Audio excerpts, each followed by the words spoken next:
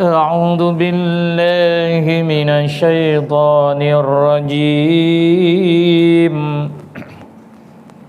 بسم الله الرحمن الرحيم أستغفر الله العظيم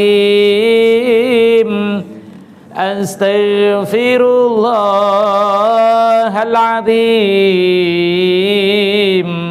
أستغفر الله العظيم الذي لا إله إلا هو الحي القيوم وأتوب إليه اللهم صل على محمد وعلى آل محمد اللهم صل على محمد وعلى آل محمد اللهم صل على محمد وعلى آل محمد أشهد أن لا إله إلا الله وأشهد أن محمد رسول الله إلى حضرة النبي مصطفى رسول الله صلى الله عليه وسلم وعلى آله وأصحابه الكرام الفاتحة أعوذ بالله من الشيطان الرجيم بسم الله الرحمن الرحيم الحمد لله رب العالمين الرحمن الرحيم مالك يوم الدين إياك نعبد وإياك نستعين اهدنا الصراط المستقيم صراط الذين أنعمت عليهم خير المغضوب عليهم ولا الضالين آمين ثم إلى أرواح آبائه وأمهاته وإخوانه من الأنبياء والمرسلين وإلى الملائكة المقربين وقربنا والشهداء والصالحين وإلى أرواح جميع المؤمنين والمؤمنات والمسلمين والمسلمات الأحياء منهم والأموات من مشارق الأرض إلى مغاربها ومن يمينها إلى شمالها ومن قاف إلى قاف من لدن آدم إلى يوم القيامة شيء لله لهم الفاتحة أعوذ بالله من الشيطان الرجيم بسم الله الرحمن الرحيم الحمد لله رب العالمين الرحمن الرحيم مالك يوم الدين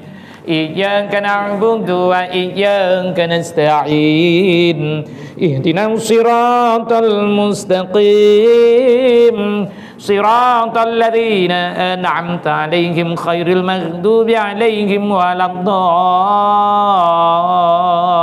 الضالين آمين ثم إلى أرواح خصوصا المرحوم حاجي إبراهيم بن حاجي مستقيم وإلى روح حاضرين ولكل كافة شيء لله لهم الفاتحة أعوذ بالله من الشيطان الرجيم بسم الله الرحمن الرحيم الحمد لله رب العالمين الرحمن الرحيم مالك يوم الدين إياك نعبد وإياك نستعين اهدنا الصراط المستقيم صراط الذين أنعمت عليهم خير المغضوب عليهم ولا الضالين آمين بسم الله الرحمن الرحيم السلام عليكم ورحمة الله وبركاته.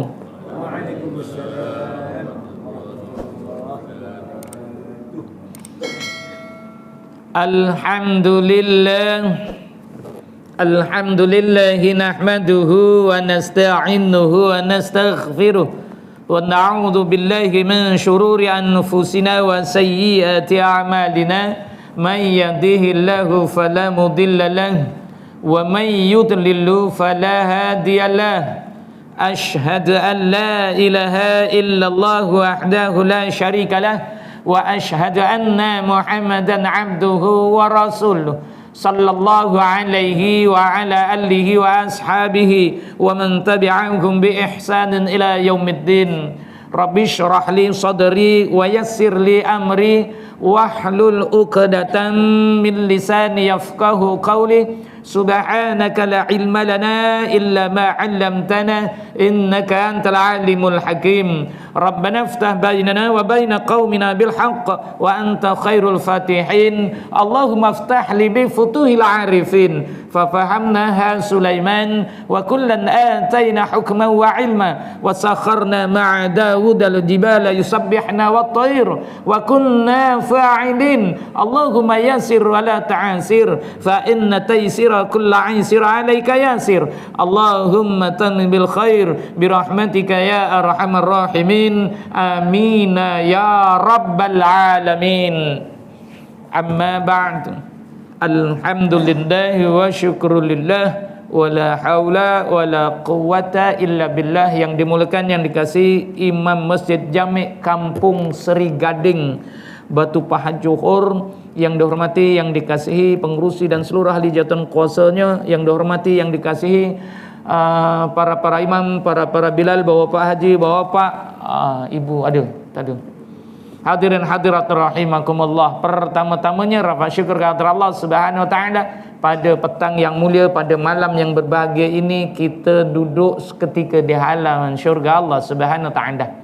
Ada yang minat, ada yang tak minat. Al-maklum belum merasa surga sebenar. Tapi kalau tak kita nyicipi, kita tak akan rasa.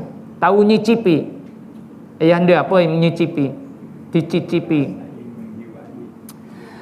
Dirasa. Itu sebab ramai yang tak dapat ilmu rasa. Ya berat. Kerananya kita tidak mempelajari ilmu rasa. Hati kita ini rumasa jadinya. Pasalnya orang rasa. Jadi ilmu rumasa saja yang ada. Apa rumasa? Rumasa cakap Melayu apa? Rumasa. Rumasa Isa. Rumasa ni macam yo-o. Yo-o. Tapi gabeng. Ini yang berlaku pada kita. Kerana ilmu rasa ini kita tidak ada. Perlunya ada ilmu rasa. Sama ada mau menjiwai akan ibadah supaya dapat merasakan nikmat ibadah. Kerananya ibadah tidak digaul atau tidak dicampur. Contoh ibadah pokok ini adalah salat. Ramai yang salat secara syar'i saja. Secara fiqh. Itu yang kata Imam Malik, man amali hasanati bil faqahu faqad fahuwa fasik.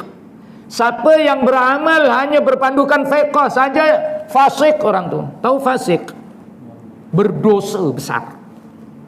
Kita solat tapi masuk neraka. Siapa yang beritahu ini? Solat tapi masuk neraka. Allah telah beritahu pada kita. Wailul lil musallin. Masuk neraka orang Islam itu. Kenapa masuk neraka orang Islam?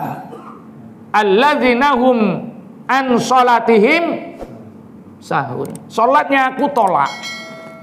Karena dia tidak paham arti hakikatu salat. Kalau dalam ilmu thariqah, dalam muraqabah itu yang ke-18. Dikatakan bagaimana memahami hakikatu salat. Kita sendiri pun tak paham salat. Itu sebab kita rumasa. Kerana ilmu rasa tidak ada. Jadi kita bagaimana mempelajari ilmu rasa? Ya, pastinya beli rasa itu Allah. Kerananya tidak ada peradaban. Tidak ada adab kita ini ketika mana? Di depan Allah. Bagaimana jamaah? Bagaimana sholat suatu jamaah itu dipandang, disayang oleh Allah? Rupanya kemudinya nggak bisa memahami ilmu rasa sholat. Bahaya ini. Itu sebab bukan sembarangan kita mau menghadap Allah. Umpama menghadap yang di Pertuan Agung, ada seorang hamba Allah berjalan kaki kononnya daripada Johor sampai ke Istana Negara. Pakaiannya jeleput sudah, kasurnya jebat, bajunya kotor dan koyak, tetapi mau menghadap yang di Pertuan Agung, nggak boleh itu. Pastikan pakaiannya ya beradab, kasurnya bagus, pakai tali leher. Asalnya nggak ada tali leher. Betul nggak ini ceritanya?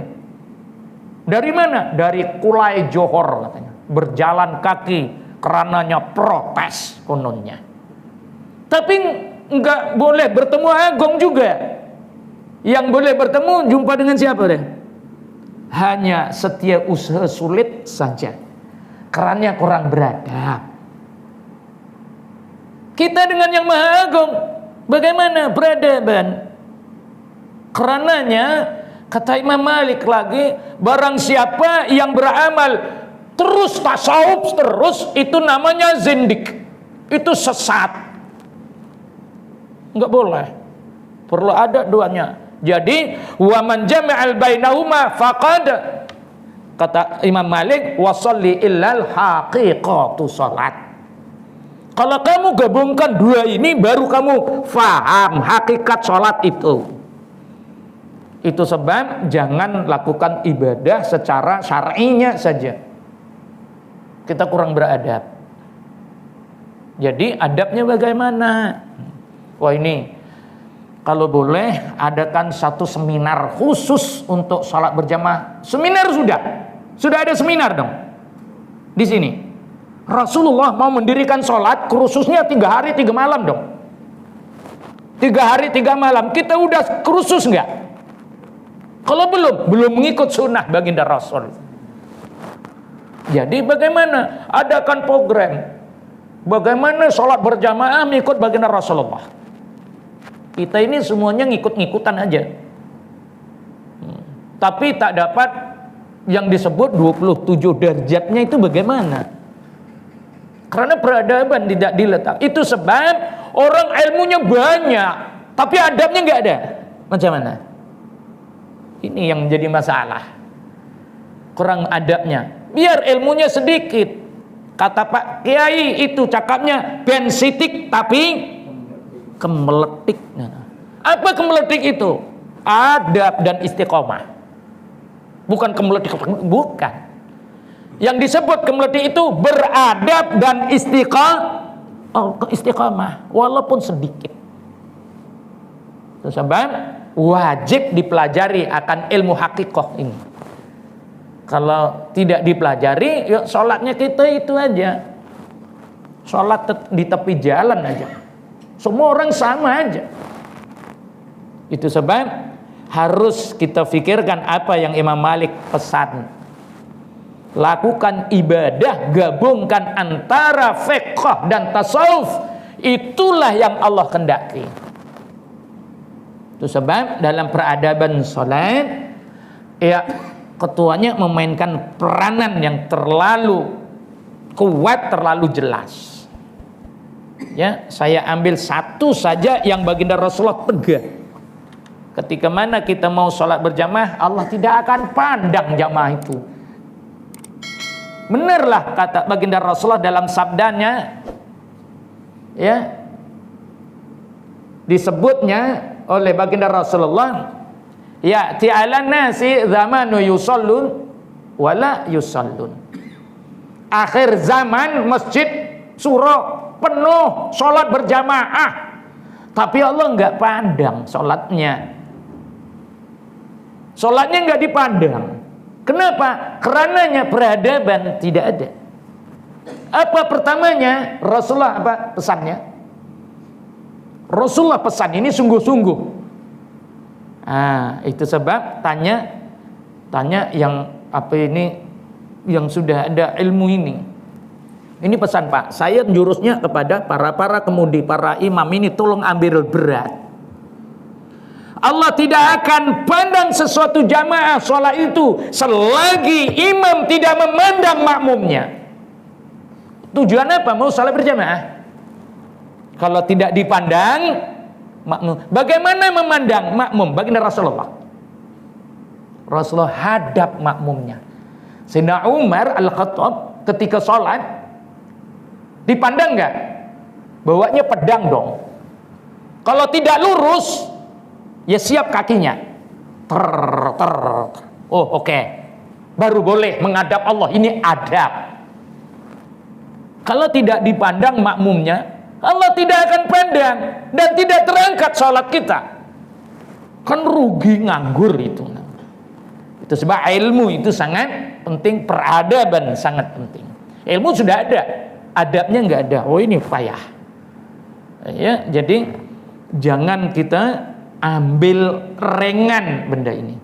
Kalau mau ibadah sholat ini Allah angkat dan diangkat, bagaimana? Pelajari dalam tasawuf sholatnya. Ya, kalau di dalam kursus itu diajarkan bagaimana tanggung jawab imam, bagaimana tanggung jawab makmum. Ada ramai orang yang bermasbuk contohnya, tapi tidak sah. Karena tidak paham masbuk itu ada berapa. Bagaimana masbuk? Apa perkara masbuk? Ini dipelajari sungguh. Karena itu sholat berjamaah. Kita imam tengah baca, kita masuk menjadi makmumnya. Tapi rupanya dia sudah masbuk gitu. Dan dia tidak memahami syarat masbuk itu bagaimana. Ini tidak sah sholatnya. Kalau selalu berlaku begini, wah sholatnya selalu tergantung. Selalu tidak seperti mengerjakan sholat. Benarlah kata baginda Rasulullah, akhir zaman ramai yang sholat, tapi sholatnya Allah tak terima. Jangan sampai begitu. Bagaimana mau sholat diterima? Kita mesti menjadi orang yang menjaga waktunya itu, yang dah kita bincangkan. Siapa orang yang menjaga waktu? Pastinya orang mukmin saja. Hanya orang mukmin yang Allah terima sholatnya. Qad aflahal mu'minun. Untung orang mukmin itu. Kenapa? Alladzina hum fi sholatihim khashi'un. Karena sholatnya aku terima. Bahasa mudah. Khashi'un, khusyuk. Kita ini khusyuk enggak? Belum tahu dong. Wah, Allahu Akbar ingatnya sawit lagi dulu. Allahu Akbar ingatnya mau kerja lagi. Allahu Akbar ingat macam-macam. Itu sebab kategori enggak usuk itu. Tapi Rasulullah jamin umat akhir ini bagaimana? Kalau sholatnya beradab sudah dikira khusyuk lah. Tapi kalau tak ada adab, belum kategorinya lagi yang Allah sebut mukmin itu. Allahu Rabbi, ya, bab sholat seperti ringan, bab sholat seperti mudah aja. Tapi berapa ramai orang yang sholat ketika mana takbiratul ihram nggak pernah dijawab sholatnya. Bagaimana mau menjawab? Yang kita baca selalu, tapi kita nggak tahu itunya ada jawabannya. Dalam ilmu tasawuf telah menjelaskan, berapa ramai orang yang berdiri mau sholat pun nggak paham berdirinya apa itu. Rasulullah sabdakan, innahu kana yusalli fi imamah. Aku tidak pernah, aku sholat tidak pernah tidak memakai apa? Imamah. Apa Pak imamah? Apa kurti mamah tok? Imamah apa? Imamah itu adalah serban. Ini saya jelaskan lagi. Akhir zaman kalau nak sholatnya dipandang sayang oleh Allah, jangan lupa Rasulullah sabdakan, barang siapa memakai imamah, dia mengangkat martabat aku. Hadis Rasulullah Bukhari. Barang siapa yang tidak memakai menghadap Allah, dia telah menjatuhkan martabat aku. Ayo, sekarang ini kita mau apa lagi? Isin, malu, nggak bisa, Wah, seperti keras ini. Tetapi kalau mau diangkat sholatnya, sallu kama ra'aitumuni usalli. Renung benar-benar hadis ini. Sholat jangan lain seperti aku. Kalau kita dalam ilmu tasawuf, ya, orang yang memakai pakaian menyerupai kufur jadi kafir loh. Tapi tak semudah itu. Karenanya kafir mengkafir bukannya mudah, bukan tugas kita. Dalam keimanan tasawuf, kalau kita memakai pakaian orang kafir, maka tergelincir iman kita. Jangan. Contoh, kita pakai pakaian seperti kalau yang wanita tuh pakainya sari, contohnya udelnya nampak. Boleh nggak? Berdosa aja. Kalau lelaki pakainya seluar jin pun dipakai. Mau menghadap Allah pinjam seluar jin dong. Ada. Rasulullah sebut apa? Barang siapa yang sholat melihatkan tubuh badannya, itu yang Allah paling benci. Bagaimana melihatkan tubuh badan? Membentuk badannya, kalau seluarnya ketat contohnya, macam seluar jin contohnya, kan membentuk kakinya itu. Itu sebab Rasulullah sabdakan apa? Kalau mau dipandang sayang oleh Allah, pakailah baju panjang. Baju panjang itu apa? Baju panjang. Senang cakapnya ya jubah itu aja. Tapi janganlah pakai jubah steng. Tahu jubah steng? Pak, pernah dengar jubah steng? Jubah steng namanya.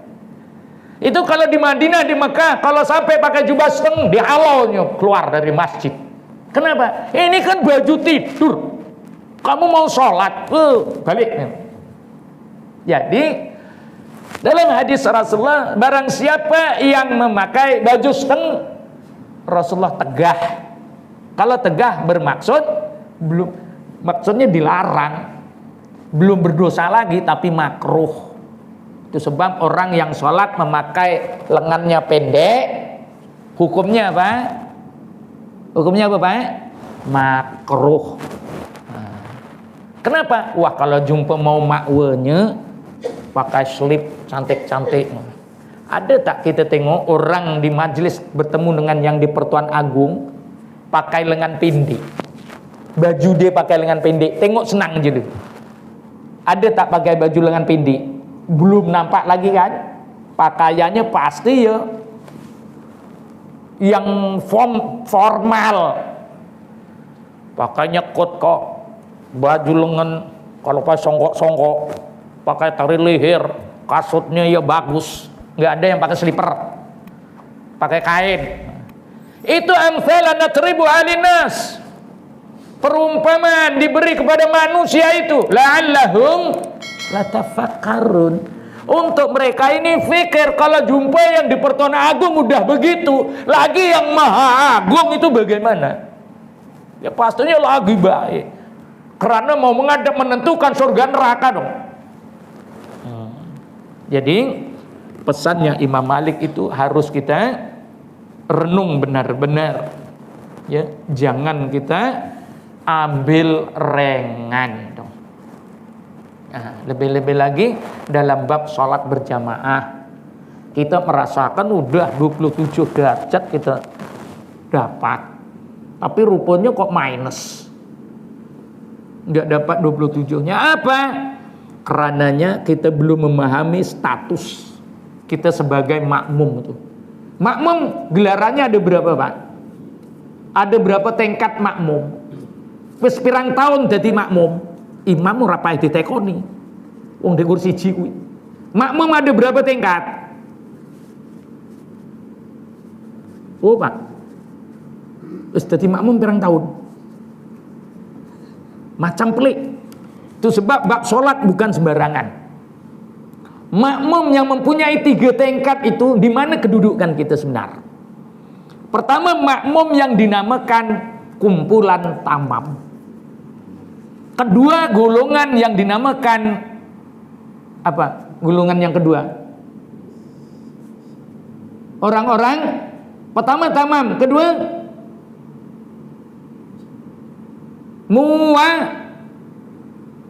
pernah dengar gak nih?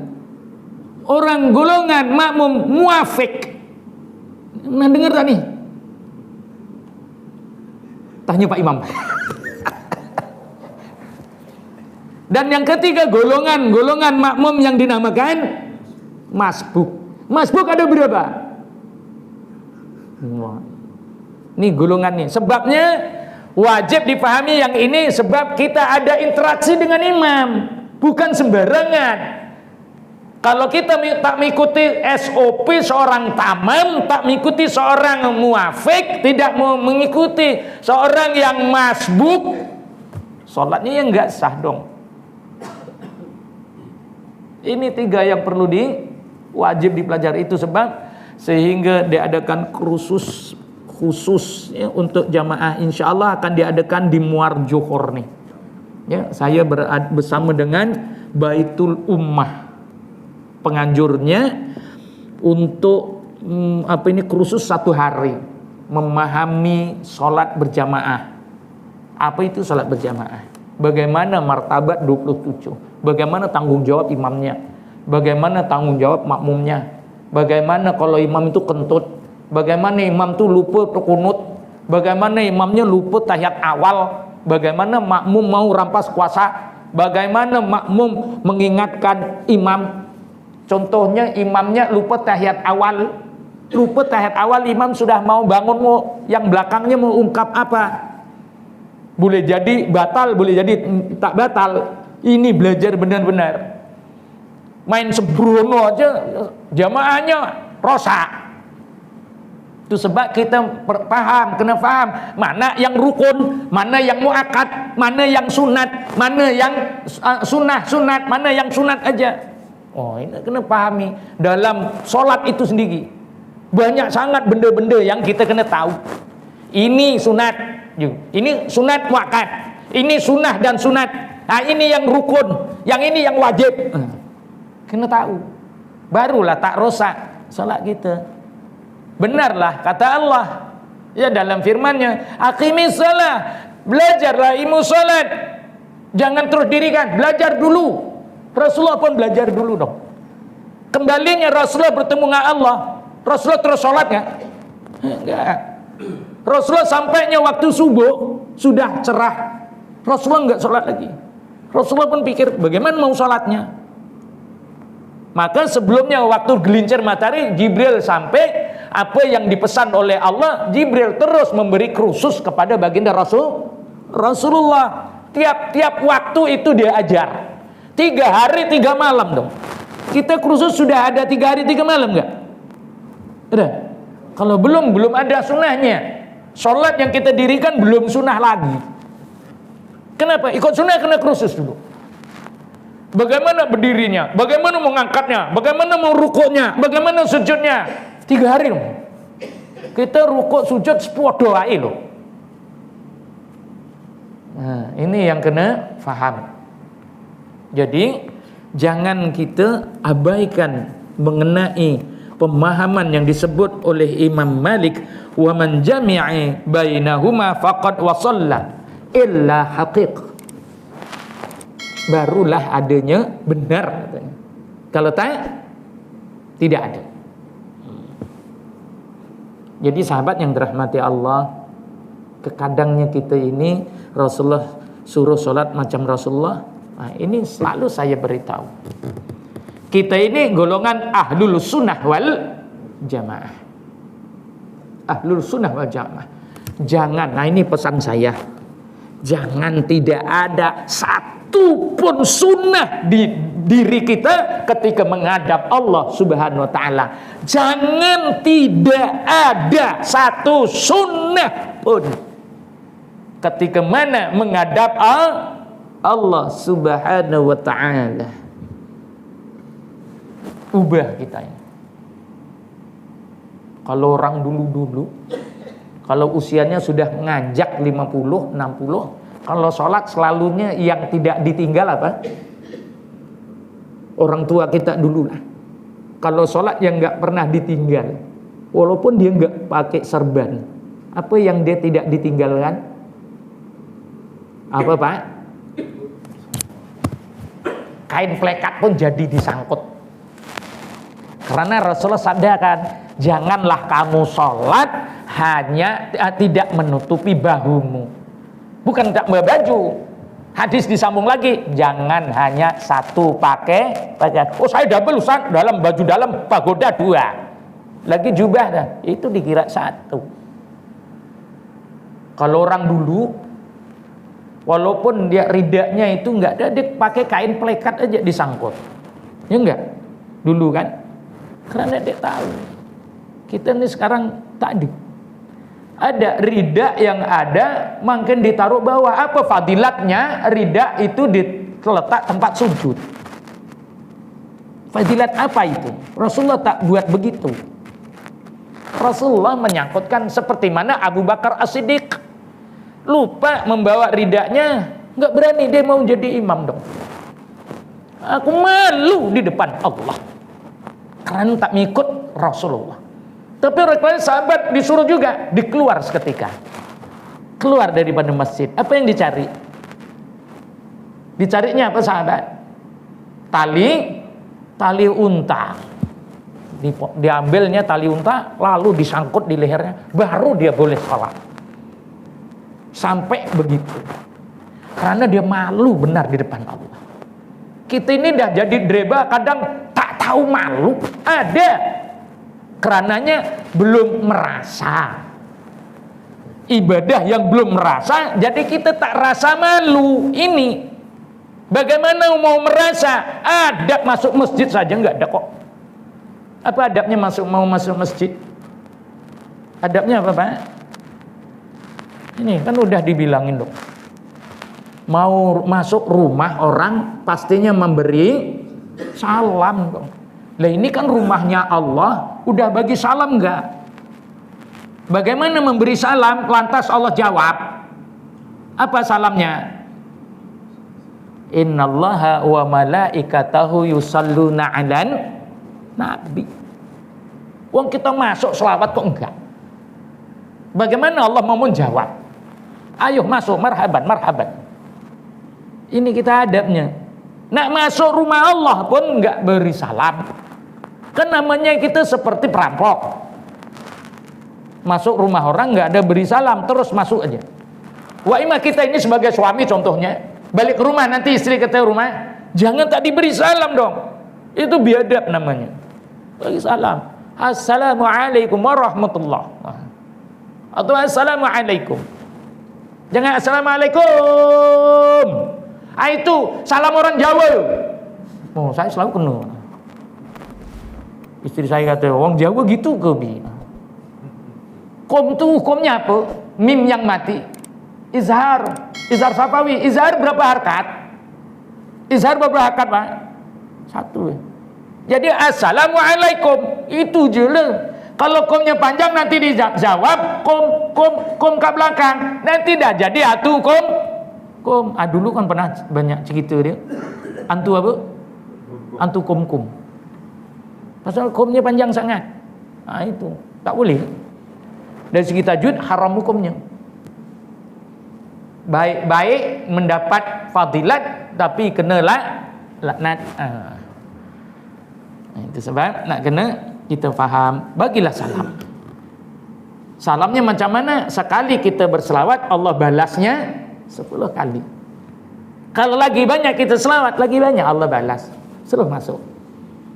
Teruslah kita muliakan akan rumah Allah dengan tahiyatul masjid. Kalau waktunya haram, jangan dirikan tahiyatul masjid salat waktu haram. Tahu kan? Waktu apa kalau mau maghrib namanya waktu apa? Waktu apa? 15 menit sebelum maghrib itu waktu ghurub. Diharamkan salat sama sekali. Rasulullah tegah. Karena seperti majusi menyembah matahari. Ketika mana matahari nak terbenam dan matahari terbit membentuk tanduk syaitan. Ini hadis sahih yang perlu kita ikut. Tapi tak boleh tahiyatul masjid? Boleh. Bagaimana? Lain. Kan Allah firmankan wa dzakarasma rabbih, berzikirlah kepada penciptamu, fasalla. Kalau tak boleh sholat, zikir. Apa zikirnya? Yang sebiji serupa tahiyatul masjid. Membaca 4 kali baqiyatu sholah. Apa baqiyatu sholah? Subhanallahi walhamdulillahi wa la ilaha illallah wallahu akbar. 4 kali baca. Sebab itu 4 kalimah dalamnya. Samalah fadilatnya mendirikan tahiyatul masjid. Tak boleh sholat maka digantikan zikir. Ini kita kena faham benar-benar. Oke sahabat yang dirahmati Allah, kita ini kadang udah tahun-tahun adanya kuliah bab itu bab ini, ya kuliah. Kadang seminggu berapa kali Pak Imam? Kadang seminggu kuliahnya berapa kali? 2-3 kali. Kok masih sami mawon aja? Kenapa ya? Kenapa sami mawon? Tidak ada perubahan pada diri. Kalau tak saya, dari mula aku dengar begini, apa perubahan diri kita dengan ilmu yang disampaikan? Kalau tidak ada, maksudnya tuli kita ini. Tuli apa maksudnya? Budak. Kenapa dia boleh jadi budak? Sebab dia budak. Pasalnya gitulah. Bukan dia tak dengar, tapi budak wae kan. Lha kira. Nak budak kuwi lain cerita. Tre budak tuli. Tapi nak budak apa budak, Pak? Pak Yai selalu ngomong, wong nak budak ora apa, tapi aja budak wae kan. Budak ini dia dengar tapi dia tak nak ikut. Itu namanya budak. Agak arti budak apa agak ini di sini lah. Jadi kenapa tidak ada perubahan? Karena ilmu yang dicari itu tidak diniatkan. Innamal a'malu binniyati wa innamal likulli amri ma nawah. Ibadah bukan senang, Bib. Ya, sahabat, ibadah ini sukar. Sukarnya bagaimana mau memasuki surga Allah, bukan ibadah itu. Bukan pahala yang kita dapat. Tapi kalau kita melakukan ibadah radiyatan mardiyah, redanya Allah, sayang Allah. Jadi masuk surga rupanya hanya redha, bukan pahala. Tapi kita lakukan ibadah lah Allah suka. Aku nak uji. Alladzi khalaqal mauta wal hayata liyabluwakum ayyukum ahsanu amala. Diuji untuk beramal. Allah tunggu lagi hambanya untuk beramal. Wa huwal azizul ghafur. Karena tersangking sayangnya Allah, Azizul Ghafur disebut. Pengampunnya Allah ini macam mana? Walaupun hambaku ini dosanya sundul langit, apabila duduk termenung menyebut ya Allah, dia hanya sebut ya Allah, ampuni aku ya Allah. Apa yang Allah balas? Ya wahai Fulan bin Fulan, wahai Fulan bin Fulan, Azizul Ghafur. Walaupun kita buengkeng Allah Ta'ala, tiba-tiba kita kata ya Allah, la ilaha illallah. Apa Allah jawab? Wahai Fulan bin Fulan, aku ampuni dosamu, aku sayang padamu, kembalilah. Ya, kembalilah dalam redoku dan kau redolah. Irji'i ila rabbiki radiyatan mardiyah. Kembalilah dalam gulungan yang aku redo dan kamu redo melakukan ibadah itu.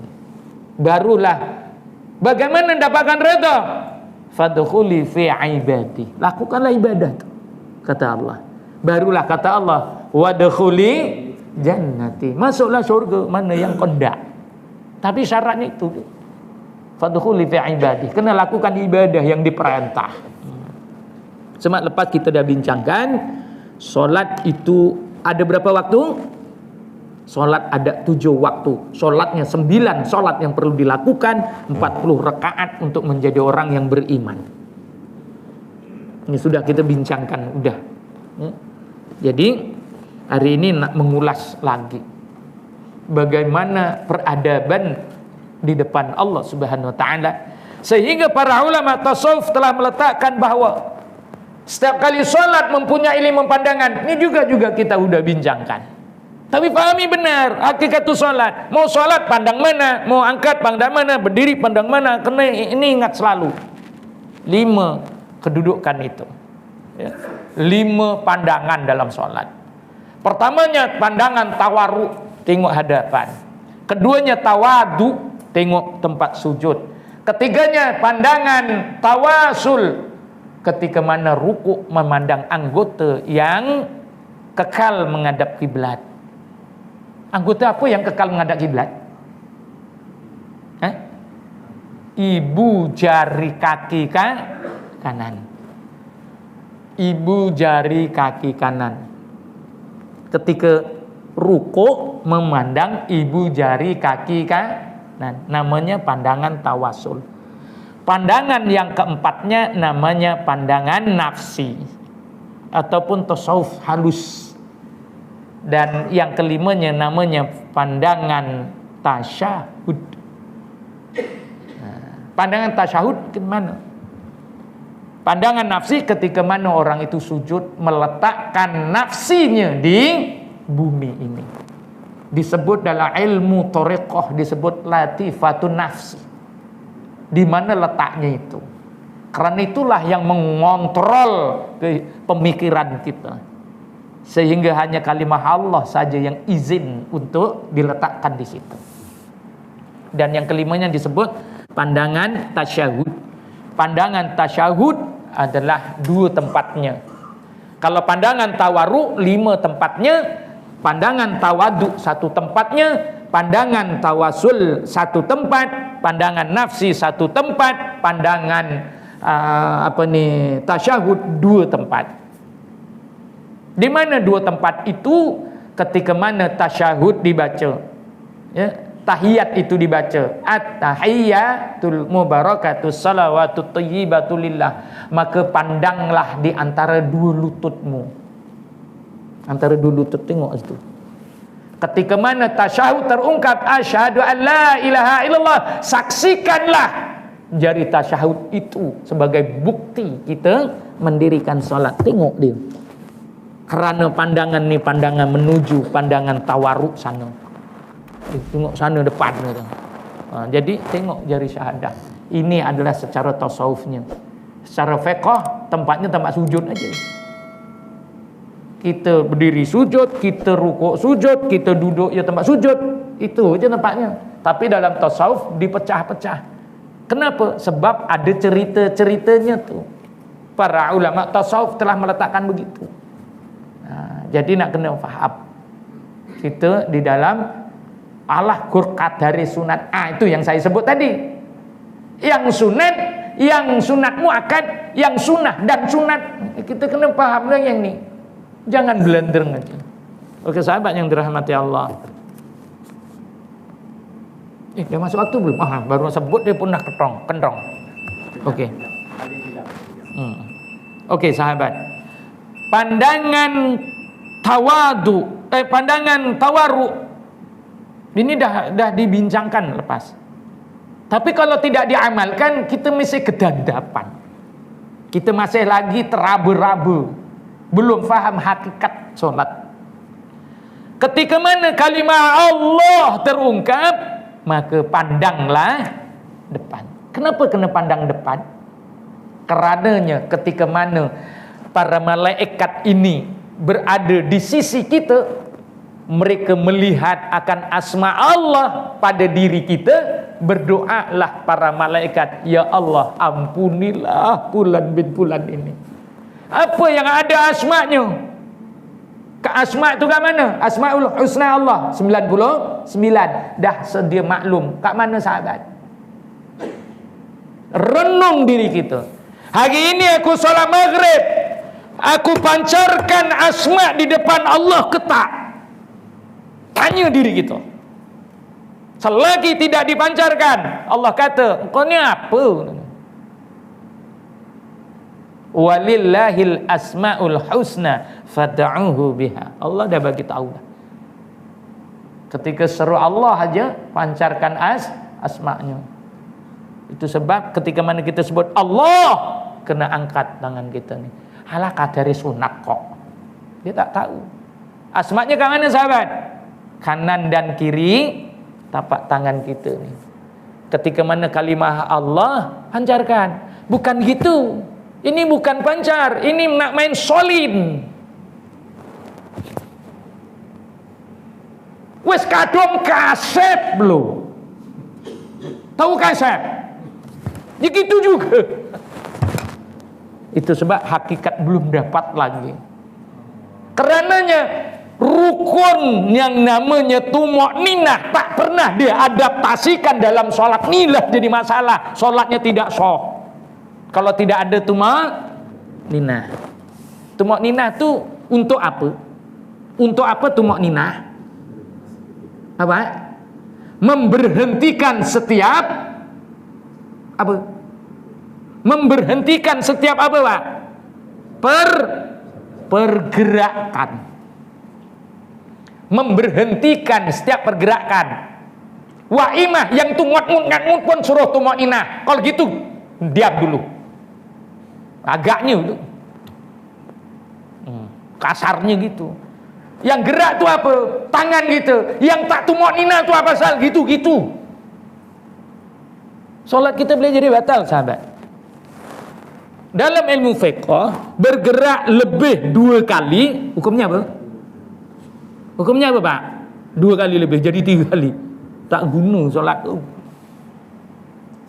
Kita gerak ni, dah tahu ni dua bergerak. Yang tak arti nak tumakninah tu apa pasal?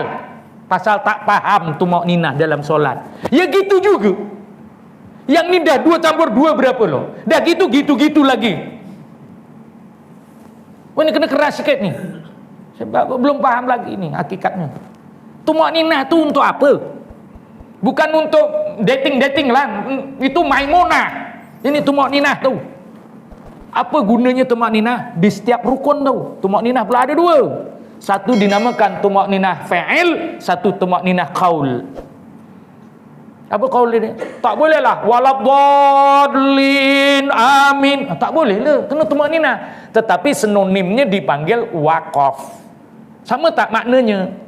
Tumakninah tu apa? Berhenti. Waqaf berhenti tapi cakap.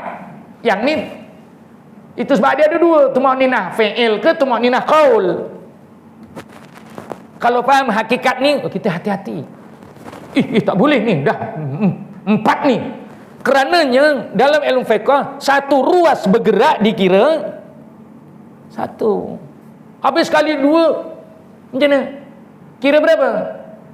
1 juga. Lain kali sebelah time nak rukuk, tidak sebelah pula. Okey lah tu. Kena faham yang ni. Itu sebab adanya tumakninah. Itu sebab juga maka ketika tumakninah memancarkan akan asma Allah Subhanahu wa taala. Kalau gini memancar apa? Sedangkan ketika mana kalimah Allah diangkat tangan, mata memandang, tawaru tengok depan. Habis kalau gini nak tengok depan bila? Gitu. Sebab kalau dah turun kena tengok bawah. Jadi kau cepat banget. Dipikir itu je. Jadi berhenti tengok depan. Baru turun. Okey, Pak. Ini namanya adab. Adab dalam bahasa mudahnya apa disebut? Tasawuf. Itu sebab Imam Malik kata solat tak ada tasawuf dosa je enggak. Tapi terus tasawuf tak ikut fiqh itu sesat. Dia solat 10 rakaat tak ada salam, tak boleh solat. Ikut fiqh kata 2 rakaat 1 salam. Dia tak belasah aja, sangkingnya agaknya. Angkat aja janji Allah rakaat kedua angkat juga, tak boleh, sesat tu. Ya, contohnya dah Allah Akbar, nak rukuk Allah, nanti nak salam pun angkat. Kenapa? Sebab nak tunjukkan ni asma'nya. Rakaat kedua Allah Akbar, ya. Dia sujud, Allah angkat lagi, baru sujud. Naik sujud, angkat lagi. Sangking tasawuf, sesatlah tu, tak boleh. Faham yang ni? Yang Imam Malik kata, kalau tak ikut fiqh, sesatlah. Tapi fiqh aja dosa, tak betul lagi, ibadah tak diterima. Jadi digabungkan dua-dua ni, barulah tahu hakikatnya. Okey Pak, saya rasa itu saja. Mohon ampun dan maaf Ustaz, hari ni baru datang macam nak ngamuk.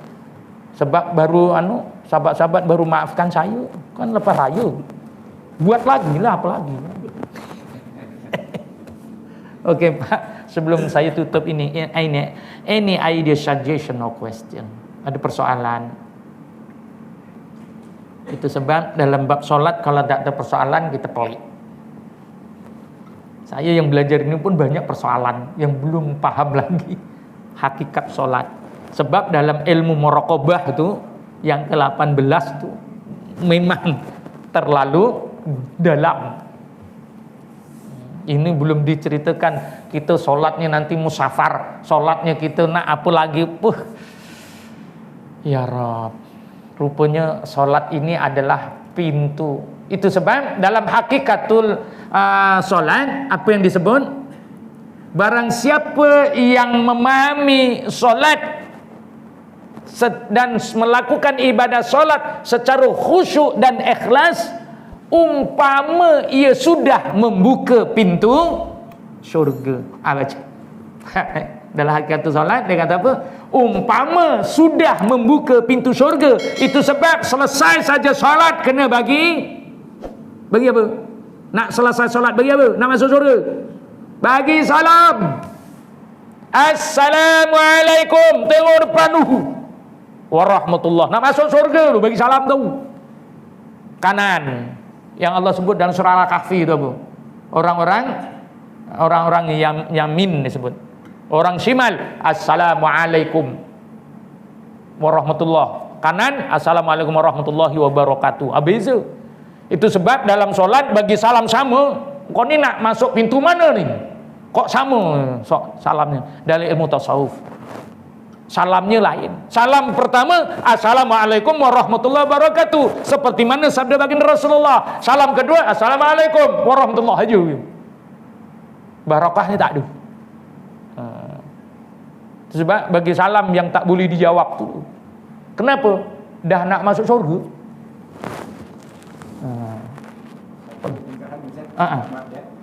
Alhamdulillah, untung punya makmum. Yang rugi mak, bila makmum kat belakang nampak semua sekali depan. Jadi saya bila jadi makmum, alhamdulillah. Jadi dalam detik ni tidak kita menghukum pada masa tadi tapi kita nak berkata promo adab menghadap Allah. Jadi berbagai-bagai, mungkin orang sakit atau kenapa, tapi yang nampak orang berilmu, tapi caranya tu pada kita tanda-tanda. Kalau pergerakan kita nak berdiri, macam tangan saya tu memang tak berapa sihat. Kadang saya buatkan cekam macam jari tu, kita buat gini. Tapi ada orang pula tu tak adalah dia tu nombor lah. Tapi dia nombor bumi, Allah buat asal, dia naik setiap apa ni. Jadi pergerakan yang nak berdiri, dia penombor tu dalam istilahnya ada ikutan ke ataupun ada pencerahannya, itu je. Okay. Banyak sangat soal tu. Alhamdulillah, kaedah bagaimana nak bangkit daripada bawah nak ke atas ataupun dari sujud nak ke atas. Kita ikut sunnah baginda Rasulullah, ya. Sebab kalau ikut sunnah, kalau tak buat dia pun tak menjadi masalah juga, tetapi masalahlah rugi kita. Bagaimana kaedah dia itu nanti dalam praktikal sebenarnya akan ditunjuk. Rasulullah bangkit. Kenapa Rasulullah duduk istirahat sebelum naik? Sebab usia Rasulullah sudah 55 tahun. Wahyu untuk solat diturunkan Rasulullah umur dah 53 tahun. Dah usia lah macam saya macam gini. Dia nak naik pun dengkulnya dah linu-linu. Jadi Rasulullah dilihat anak muda solat, Rasulullah kata bagus. Kenapa tidak ada istirahat terus saja, sujud terus naik? Boleh, tapi tidak sunnah. Sunnahnya macam mana? Duduk terlebih dahulu. Ada sebab. Bagaimana nak bangkit? Maka Rasulullah meletakkan tapak tangannya seperti nak sujud dan Rasulullah bangkit.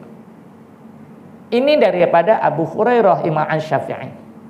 Dilihat juga Imam Hanbal bagaimana ada ketikanya Rasulullah menggenggam. Kerana menggenggam, kerana genggaman ini nak mencari kekuatan. Genggam dan naik. Bukan naik, ada juga tanya saya, Ustaz, sampai naik, sampai bila digenggam? Takkan terus gini? Genggam ketika nak naik sahaja tu. Lepas itu, nak oleh kerana nak kalau rakaat yang ketiga, nak diangkatnya tangan, rakaat kedua tak diangkatnya. Mengikut Imam Malik, Imam Syafi'i, Hanafi, dan juga Imam Hanafi. Tidak mengangkat tangan di rakaat yang kedua. Hukumnya siapa mengangkat makruh. Apa maksud makruh? Apa maksud makruh, Pak? Allah sangat benci dengan orang macam gitu. Makruh tu namanya. Bukan macam kita sekolah, buat tak apa-apa, tak buat tak apa-apa, semua tak apa-apa. Itu kita dulu. Dah usia ini kenapa? Kena ingat, makruh perkara yang Allah sangat benci. Sunat perkara yang Allah sangat suka. Wajib perintah Allah. Haram tegahan Allah. Oh tu kena faham itu je. Harus, hukum harus dibolehkan, itu aja. Harus maksudnya dibolehkan. Habis cerita. Kena faham hukum-hukum asas ni. Pasal kita kurang faham makruh. Contoh orang yang sahuku, hukumnya apa? Hukum asalnya adalah haram. Tak boleh. Kerananya adanya apa? Adanya apa? Kerana adanya asap. Itu yang tak boleh. Tapi oleh kerana para ulama sepakat makruh. Kenapa?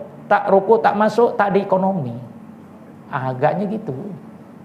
Itu sebab kata Pak Kiai, kalau kita bakar kilang rokok kena tangkap. Jadi kita digalakkan membakar rokok satu-satu. Baru tak ditangkap.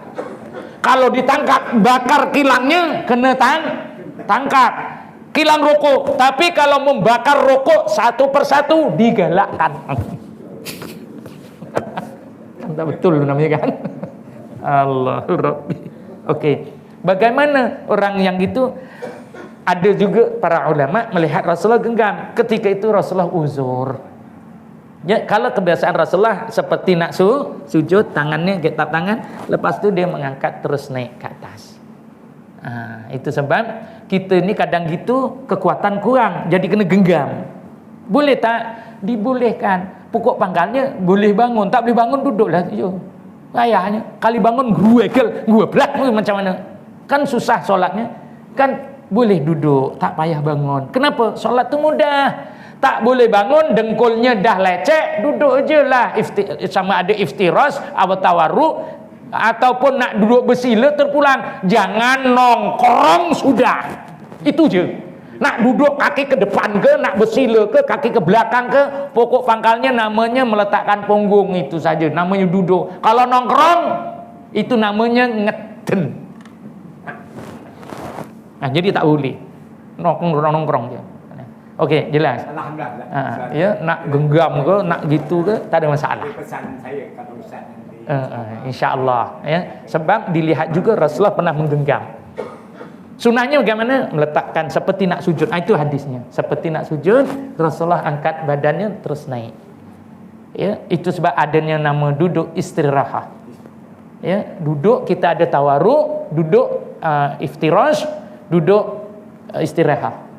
Istirahat mana tempatnya? Duduk seketika nak berdiri di rakaat seterusnya. Kalau duduk antara dua sujud namanya tawarruk. Ya. Tahiyat awal, tahiyat akhir, tawarruk boleh, iftirash pun boleh. Duduk boleh sebab ada sejarah. Nanti kita belajar.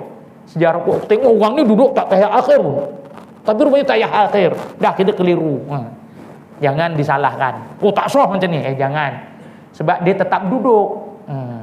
Yang tak boleh apa? Nongkrong itu je. Nak duduk macam mana, duduklah babe. Okay, any more question? Okay sahabat, saya rasa itu saja untuk hari ini. Mohon ampun dan maaf. Dan sekiranya nak mengadakan kursus itu sebulan lebih awal beritahu saya, kerana ada modul dia. Ada modul untuk solat berjamaah. Dia ada 5 modul tu. Pertamanya adalah memahami 13 rukun. Kedua, rukun qauli. Dia ajarkan, kita ambil guru yang bersanad macam mana nak rukun qauli kita ni. Ya, ketiganya adalah solat musafar. Solat berjamaah. Keempatnya solat musafar. Kelimanya solat bertasawuf. Ini modul-modulnya. Satu modul kursus 1 hari dengan nilai harganya RM70. Siap dengan sijil penyertaan dan juga untuk makan tu kena cari sponsor. Sebab 70 tu dah pack. Kalau dia 90, 20 itu siap makan. Kenapa mahal sang ustaz? Lebih mahal orang tengok kat panggung sekarang ni ada satu filem 1 hari 1 juta. Lagi mahal beli tiket tu daripada belajar solat nak masuk surga. Bukan nak masuk panggung, nak masuk surga RM70 je. Faham tak faham kau punya pasal? Okey. Dan untuk solat berjamaah akan diadakan di Muar. Kalau nak ikut. Kalau tak, kita buat, kumpulkan minimum kalau dalam situ 30 orang, laki perempuan boleh, ya, suami isteri datang untuk buat kursus ni, ya, sebulan lebih awal dimaklumkan. Dan insyaAllah pada malam ini ada bab adab, dan juga saya akan membuat satu praktikal memakai serban. Kuliah online saya malam ini isteri saya yang membawakan mengenai adab. Adabnya untuk 2 minggu ini adalah memakai imamah, iaitu memakai serban. Tapi ramai dalam GM itu orang perempuan macam mana? Jadi tak ada orang lelaki. Tapi saya kata turunkan juga mantau ibunya boleh melihat. Bagaimana orang para ulama tasawuf memakai serban. Kita ni pakai serban, kalau tidak bersanad kita tak ada kekuatan. Macam kita belajar tak ada guru, ada kekuatan tak? Itu sebab kalau kita ada gurunya, kekuatan tu lain. Solat ada gurunya, kekuatan lain. Belajar ada gurunya, kekuatannya lain. Dia tak lebih kurang. Nak pakai serban malu. Patutnya kita malu depan Allah tanpa ada dia angkat martabat Rasulullah. Kita tak pernah rasa malu pun. Ngelutung gitu je. Tak pernah rasa malu di depan Allah. Ni kita. Itu sebab kalau Pak Yai wis 60 tahun ora kelar nggo serban. Dan saya meleleh mata saya. Di sekarang ni dia kata saya cerita bab serban, serahkan ustaz cakap pakai serban sebab dia ganas sikit. Saya pun kata saya bedal aja tu. Wis tuwek kok. Tapi nggo topi keledar kelar. Harus lunga pek rojo kan. Topi keledar karo serban abot endi to? Gitu je lah. Kalau naik motor, okey lah. Saya rasa itu saja. Moga mohon ampun dan maaf. Kekasaran bahasa almarhum orang kasar. Cakapnya pun kasar juga. Akhirnya, ayo kita baca istighfar. Ya, moga Allah terima ibadah kita insyaAllah. Bismillahirrahmanirrahim. Astaghfirullahaladzim alladzi la ilaha illa huwal hayyul qayyum wa antubu ilaihi taubatan abdil alimin la yamliku li nafsihi ضررا ولا نفعا ولا موتا ولا حياة ولا نشورا لا إله إلا الله ولا نعبد إلا إياه مخلصين له الدين ولو كره الكافرون للنبي الكريم وعلى آله وأصحابه الكرام. الفاتحة. أعوذ بالله من الشيطان الرجيم. بسم الله الرحمن الرحيم.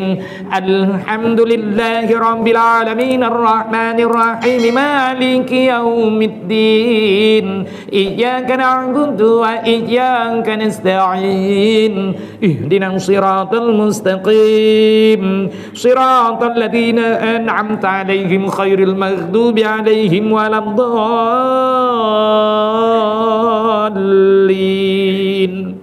آمين.